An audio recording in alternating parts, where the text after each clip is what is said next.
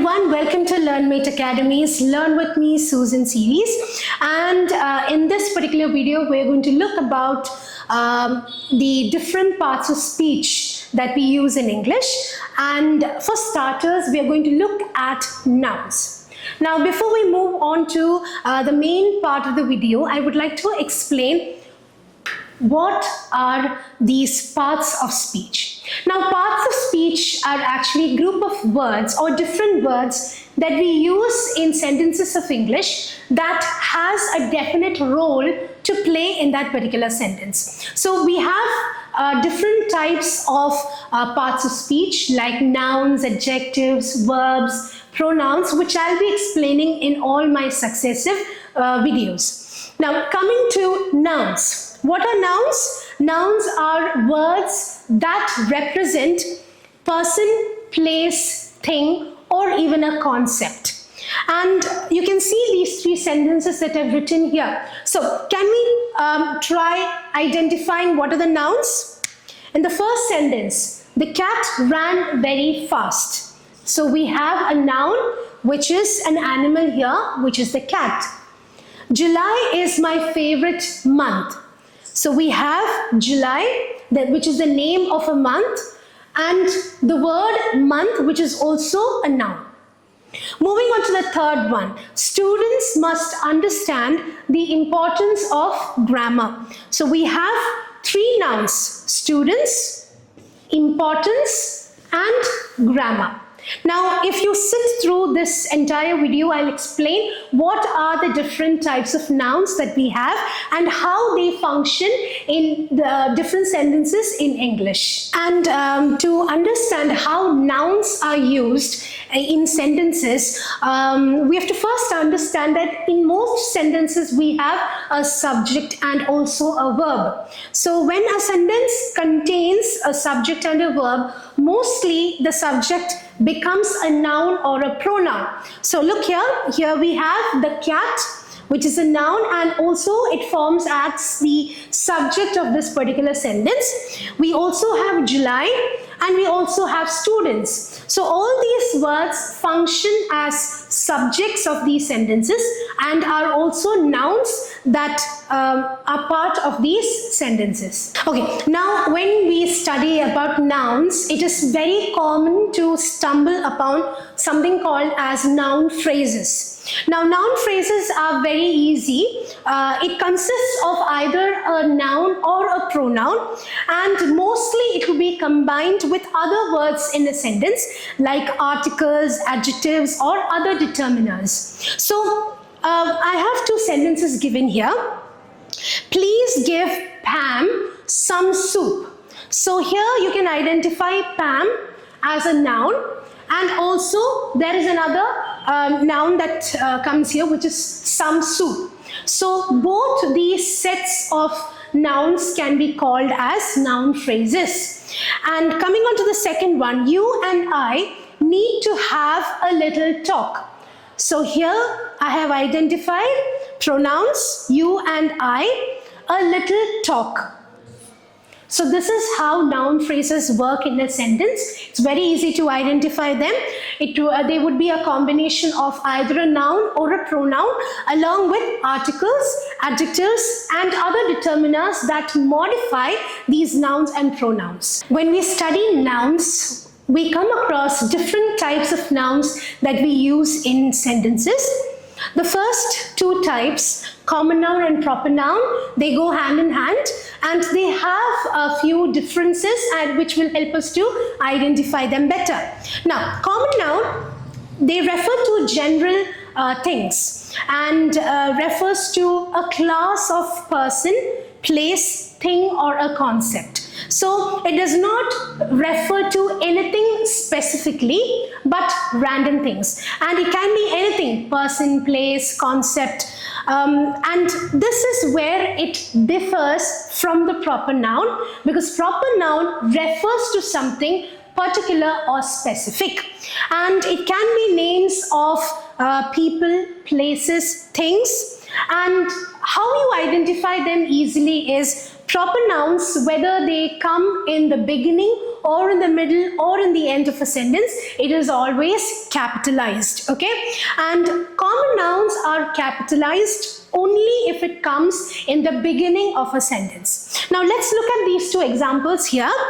Arya is traveling to France by train. So how do we identify the proper nouns and common nouns? We have Arya, which is the name of a person, traveling to France. So we have France, which is the name of a country, by train. So train is a means of transport which comes into the category of common noun. Now going on to the second sentence, children are a joy.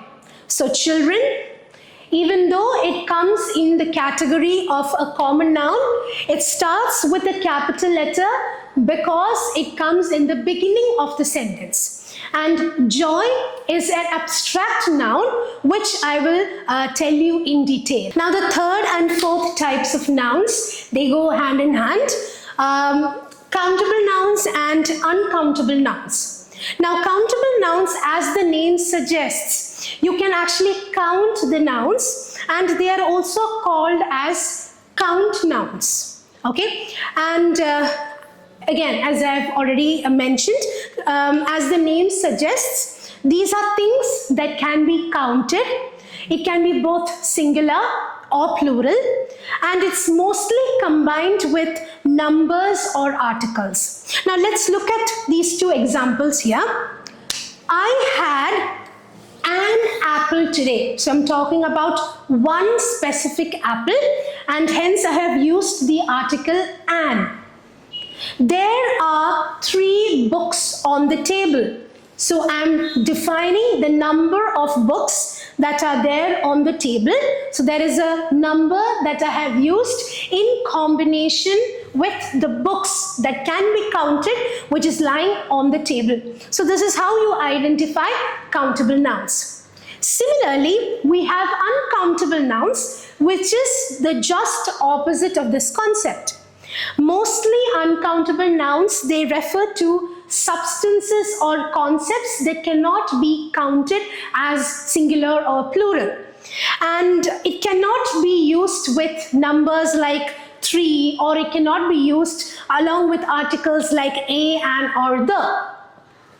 The 2 examples that I've given here, please have some water. Now water is something that cannot be counted, so I use the word some. Second example, can you give me some information about him? So again, information is something that I cannot count, and hence I have used the word some.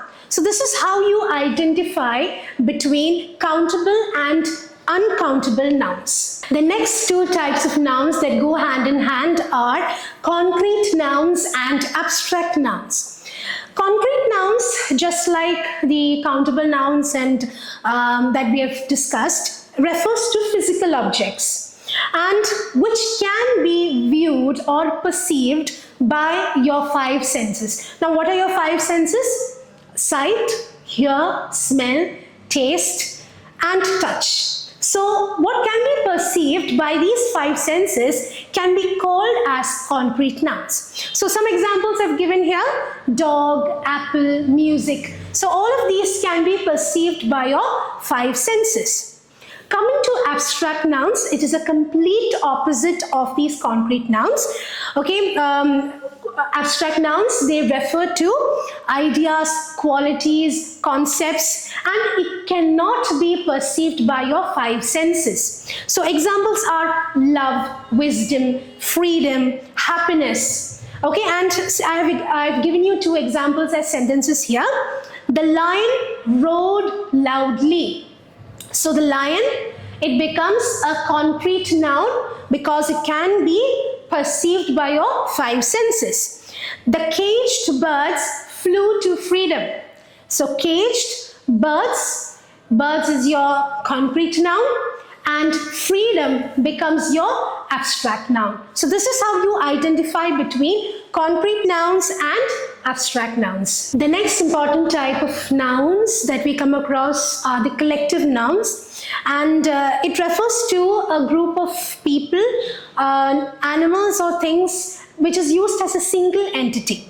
So for example, I've given here, the team celebrated their victory. So instead of saying the names of all the players, I can simply term everyone as the team. So the team is a collective noun, team of players or team celebrated their victory. Now second one, a flock of birds flew away. So here, flock of birds, the word flock gives an idea of a group of birds that have flown away, and this word can be used as a single entity. Now, when we come to American and British English, there is a slight variation that happens according to the context. In American English, collective nouns are used as singular. For example, the team is winning their game. So I'm using team along with the word is, that signifies the sentence is singular. When we come to British English, depending on context, I can change the sentence as the team are winning the game. So based on American and British English, you can change the way in which you use the collective noun as either singular or plural. Now, there is another example that I've written here. She has a collection of rare stamps. So I'm using collection as a collective noun to refer to rare stamps that a person has with them. So this is how you identify collective nouns in a sentence, and there are various types of collective nouns which can be referred to and spoken about while using your day-to-day communication. Now, in addition to these, we have 5 more types of nouns that can be seen in various sentences. So here, possessive nouns. I've given an example here. This is my father's house. So whenever you use a noun in combination with an apostrophe, it is called as a possessive noun. Moving on to gerunds. Gerunds are actually nouns that function similarly to a verb in ing form. So for example here, reading is actually a verb, but when it comes in this context, it becomes a gerund, which means reading is my favorite activity while I'm on vacation. So reading functions similar to an ing verb. So that is why this noun is called as a gerund. Moving on to the next one, attributive nouns. These nouns are used like an adjective. For example, I'm a big fan of carrot cake. So here I'm defining what kind of cake I like, which is carrot cake. But in this context, carrot becomes an attributive noun. Next one is the appositive noun. This noun is actually used succeeded by another noun in order to give more information. Like here in this example, my friend Adam is an artist. So instead of saying my friend is an artist, if I give the name of the friend, Adam becomes the appositive noun because I'm giving more information about the friend who is an artist. The last one is the generic noun, which is commonly used for general cases to refer to general people, places or things. Here, people are resourceful. So the word people can be considered as a generic noun. So reaching to the end of this video, I'm sure you've got an extensive idea about the different kinds of nouns we use in English. So keep practicing and have fun while watching our videos, and stay tuned for our next.